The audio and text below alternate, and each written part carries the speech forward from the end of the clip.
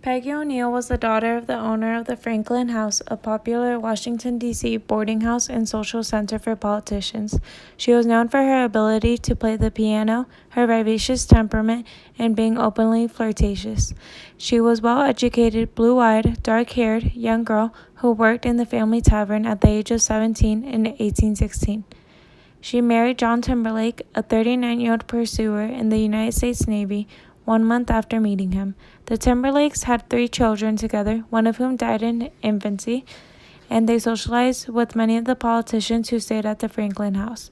They befriended John Henry Eaton, a wealthy 28-year-old widower and newly elected U.S. Senator from Tennessee. While at sea, John Timberlake died of pneumonia, and rumors rose that he committed suicide because he found out about the affair between his wife and Eaton.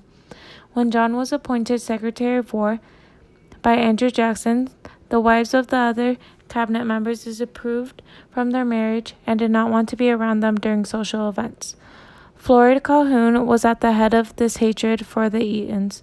Therefore, they were not invited to any social events. This included balls, luncheons, and many more events. Andrew Jackson had a close relationships with the Eatons, so when he discovered that they were being ostracized by all the cabinet members' wives, Andrew Jackson quickly got irritated and spoke with the wives about the situation. To his dismay, Floyd Calhoun mentioned the death of his wife, Rachel, who had also been a victim of gossip. He then made it clear that the cabinet member wives had to stop being rude to the Eatons.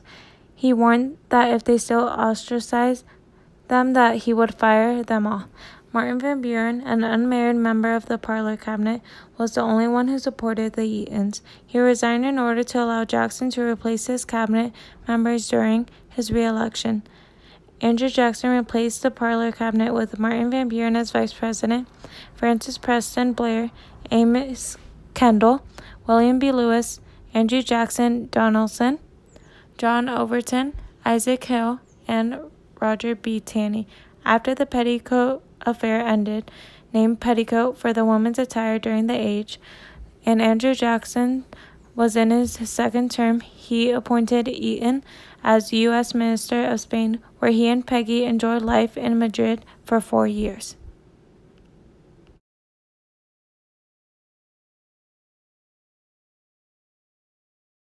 I speak for all of us, and with the full agreement of our husbands, we will not entertain Margaret Eaton, nor will we attend any function at which she is present. Why, Mr. President, she was a common barmaid.